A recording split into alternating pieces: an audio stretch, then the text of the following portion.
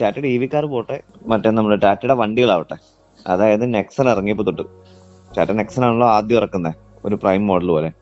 അതിനുശേഷം അതിനു മുമ്പ് നമുക്ക് സെസ്റ്റ് എന്ന് പറഞ്ഞിട്ടൊരു വണ്ടി ഇറക്കി, ബോൾട്ട് എന്ന് പറഞ്ഞൊരു വണ്ടി ഇറക്കി. അത് രണ്ടും കാണാൻ വലിയ ഭംഗിയൊന്നും ഇല്ലായിരുന്നെങ്കിലും ശരിക്കും ഈ രണ്ട് വണ്ടിക്കും അത്യാവശ്യം ബിൽഡ് ക്വാളിറ്റിയും ഉണ്ടായിരുന്നു. പക്ഷെ അതിൽ ടാറ്റയുടെ എഞ്ചിൻ തന്നെയായിരുന്നു, ഒരു വാട്ടർ എഞ്ചിൻ തന്നെയാണ് ഇരുന്നിരുന്നത്. അതിനുശേഷം ടാറ്റയ്ക്ക് എന്ത് കിട്ടി? ടാറ്റയ്ക്ക് മറ്റേ നമ്മുടെ ഇവോക്കിന്റെയും റേഞ്ച് റോവറിന്റെ ഒക്കെ സ്പെസിഫിക്സ് നമുക്ക് കിട്ടി. ഈ ടാറ്റയ്ക്ക് കിട്ടി, ടാറ്റ അതിനെ ബേസ് ചെയ്ത് വണ്ടികൾ ഇറക്കാൻ തുടങ്ങി. അപ്പം ഇതിന്റെ സർവീസ് മോശമാണ് എന്ന് പറഞ്ഞ് ഇഷ്ടം പോലെ ആൾക്കാർ കുറ്റം പറയുന്നുണ്ട്. അത് കുറ്റമായിട്ട് ഞാൻ പറയുന്നില്ല, സർവീസ് മോശമായിരുന്നു.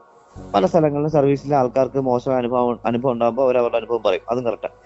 പക്ഷെ ഞാൻ ഇതിനകത്ത് ബേസിക് ആയിട്ട് കാണുന്ന ഒരു ഇഷ്യൂ, അല്ലെങ്കിൽ നമ്മൾ മനസ്സിലാക്കേണ്ട ഒരു ഇന്ത്യക്കാരെന്ന നിലയ്ക്ക്, അല്ലെങ്കിൽ നമ്മുടെ രാജ്യത്തെ ഒരു കമ്പനി വർക്ക് ചെയ്യുന്ന നിലയ്ക്ക് ഇത് ആൾക്കാർ അറിയണം എന്നുള്ളൊരു ആഗ്രഹം. ഈ 2000 അല്ലെങ്കിൽ ഒരു 1990 മുതൽ ഈ 2010 നെക്സൺ, ടാറ്റ ഒരു കാർ പുതിയ അങ്ങനത്തെ ഒരു മോഡൽ വണ്ടി, അവരുടെ ശ്രേണിയിലെ വ്യത്യസ്തമായ ഒരു വണ്ടി ഇറങ്ങുന്നവരെ, അതായത് നമ്മൾ ഇന്ത്യക്ക ഇതുമൊക്കെ കണ്ട് മടുത്തിരിക്കുന്ന സമയത്ത്, ഇത്രയും കാലത്ത് നമ്മുടെ രാജ്യത്ത് പല ടൈപ്പ് ഓഫ് വാഹന നിർമ്മാതാക്കളുണ്ട്. ഞാൻ അവരുടെ ഒന്നും പേര് പറയാൻ ആഗ്രഹിക്കുന്നില്ല, നമുക്ക് എല്ലാവർക്കും അറിയാവുന്നതാണ്. ഈ വാഹന നിർമ്മാതാക്കൾ വണ്ടി ഇറക്കിയപ്പോഴൊക്കെ നമ്മളൊരു കാര്യം മനസ്സിലാക്കണം, ഇന്നത്തെ മാർക്കറ്റ് വാല്യൂ ഒരു 10 ലക്ഷം രൂപയിലല്ലേ അന്നും അവർ നമുക്ക് വണ്ടി തന്നേക്കുന്നത്. അപ്പൊ ഈ 10 ലക്ഷം രൂപയ്ക്ക് നമുക്ക് വണ്ടി തന്നിട്ട് ഈ 10 ലക്ഷം രൂപ തന്ന വണ്ടിക്കകത്ത് എന്താ നമുക്ക് അവർ പ്രൊവൈഡ് ചെയ്തുകൊണ്ടിരുന്നത്? പുറമേയുള്ള ഭംഗിയുള്ള ഒരു കവറിനകത്ത് ശരിക്കും പറഞ്ഞു കഴിഞ്ഞിട്ടുണ്ടെങ്കിൽ ഒരുപാട് പഴയ ഒരു കേക്ക് കഷ്ണം വെച്ച് തന്നാൽ എങ്ങനെ ഇരിക്കും? അതുപോലെ തന്നെയാണെന്നോ നമ്മുടെ അവസ്ഥ. അതിനകത്ത് ഒരു ABS ഇല്ല, അല്ലെങ്കിൽ അല്ലെങ്കിൽ എയർ ബാഗുകളൊന്നും സ്റ്റാൻഡേർഡ് ആയിട്ടില്ല. ഈ വെച്ചേക്കുന്ന ഭംഗിയുള്ള കവറ് തന്നെ നമ്മൾ ഒന്ന് പിടിച്ചാൽ കീറിപ്പോകുന്ന പോലത്തെ അവസ്ഥ, പോലത്തെ തകിട് മാത്രം വെച്ചിട്ട് ഈ ബ്രാൻഡിന്റെ പേരും എഞ്ചിന്റെ റിലയബിലിറ്റി എന്നും പറഞ്ഞ് നമ്മളിലേക്ക് അടിച്ചേൽപ്പിച്ചു. നമ്മുടെ നാട്ടിൽ ഈ 10 ലക്ഷം രൂപയുടെ സെഗ്മെന്റിലുള്ള വണ്ടി ഓടിക്കുന്ന ആരാ? സാധാരണപ്പെട്ട ഇന്ത്യൻ ജനങ്ങളല്ലേ. അവരൊരു കുടുംബമായിട്ട് ബൈക്കിൽ നിന്ന് ഷിഫ്റ്റ് ചെയ്ത് ഭാര്യയും മക്കളുമായിട്ട് ഒരുമിച്ച് പോകണം, ഭർത്താവും ഭാര്യയും മക്കളും ആയിട്ട് ഒരുമിച്ച് പോകണം എന്നുള്ള ആഗ്രഹം കാരണം പോയി വണ്ടി മേടിക്കുന്ന ഈ ആൾക്കാർക്ക് കൊടുക്കുന്ന വണ്ടി ഇത്.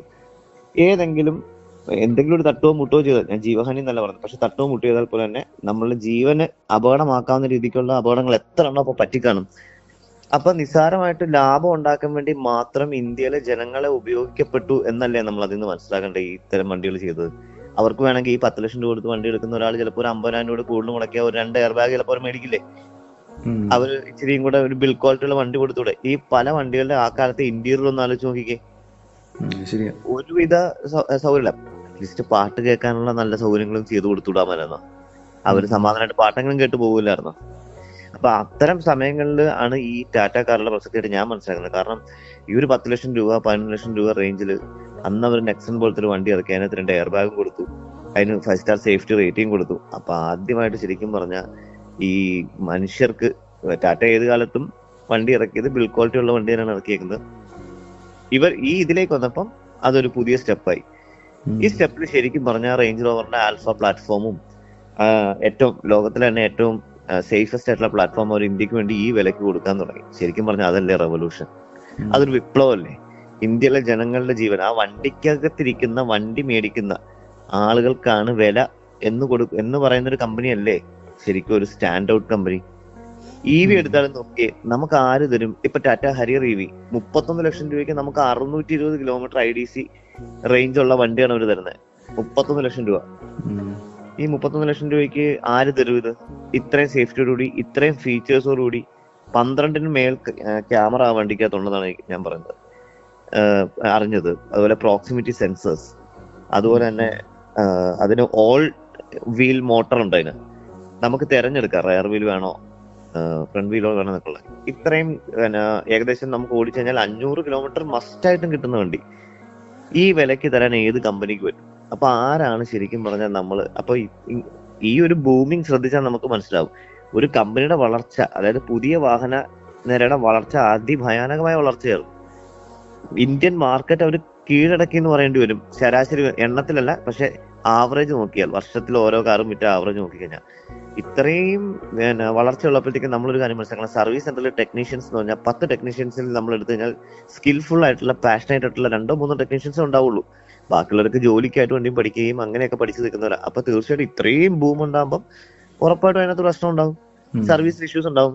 പക്ഷെ കഴിഞ്ഞ ഒരു 3 വർഷമായിട്ട് ടാറ്റയുടെ വണ്ടി ഓടിക്കുന്ന ഒരാളെന്ന നിലയ്ക്ക് ഈ സർവീസിൽ നിന്ന് എനിക്ക് വളരെ മാന്യമായിട്ടുള്ള സമീപനമാണ് ഉണ്ടായിട്ടുള്ളത്. ഏത് സർവീസ് സെന്ററിൽ ഉണ്ടാകാവുന്ന ചെറിയ ചെറിയ മൈന്യൂട്ട് ആയിട്ടുള്ള പ്രശ്നങ്ങൾ അവിടെ ഇവിടെ ഏതെങ്കിലും എംപ്ലോയീസ് മറന്നുപോയതോ ചെയ്യാൻ വിട്ടുപോയതായിട്ടുള്ള കാര്യങ്ങളാണുള്ളത്. ഒരല്പം ക്ഷമയോടുകൂടിയും പക്വതയോടും സ്വീകരിച്ചു കഴിഞ്ഞാൽ നമുക്കും ആ പ്രശ്നമില്ല. കാരണം ഒരു 3 വർഷം കൊണ്ട് ഏകദേശം 1 ലക്ഷം കിലോമീറ്ററോളം വണ്ടി ഓടിച്ച ഒരാളാണ്. അപ്പം ശരിക്കും പറഞ്ഞാൽ നമ്മൾ ഇത് മനസ്സിലാക്കണം എന്നുള്ളൊരു അഭിപ്രായക്കാരനാണ് ഞാൻ. നമ്മൾ സപ്പോർട്ട് ചെയ്യണം. ഈ വണ്ടി വന്നതിന് ശേഷമാണ് ബാക്കി എല്ലാ വണ്ടികളും മിനിമം ഒരു 12 ലക്ഷം രൂപയ്ക്ക് താഴെ നമുക്ക് 5 സ്റ്റാർ സേഫ്റ്റി ഉള്ള ഒരു വണ്ടി വരാൻ തുടങ്ങിയത്. ഒരു കാരണം ഞാൻ കുറ്റം പറയുന്നില്ല, ഒരു കമ്പനിയുടെ പേരെടുത്ത് പറയാൻ ഞാൻ ആഗ്രഹിക്കുന്നത്. പക്ഷെ എന്തുകൊണ്ട് ടാറ്റ വ്യത്യസ്തനാകുന്നു അല്ലെങ്കിൽ വ്യത്യസ്തമാകുന്നു എന്നുള്ളത് സത്യമായിട്ട് നമ്മൾ മനസ്സിലാക്കേണ്ട ഒരു കാര്യം തോന്നി. അതുകൊണ്ടാണ് ഞാൻ എന്നോട് പറഞ്ഞത്. ബേസിക്കലി ഞാൻ പലപ്പോഴും ഞാൻ കാണാറില്ല ആൾക്കാർ ഇതിനെ ചെയ്ത കാര്യത്തെ അപ്രീഷിയേറ്റ് ചെയ്യണമല്ലോ. നമ്മള് ഒരു കുറ്റം പറയുന്നുള്ള ഒരു തിരക്കിലാണ്.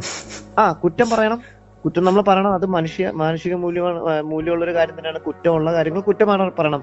പക്ഷെ കുറ്റമല്ലാത്ത ചെയ്ത നല്ല കാര്യങ്ങൾ കൂടി കാണാനും പറയാനും പങ്കുവെക്കാനുള്ള ഒരു മനസ്സുകൊണ്ട് നമുക്ക് ഉണ്ടാവണം എന്നുള്ളൊരു ചെറിയ ആഗ്രഹം.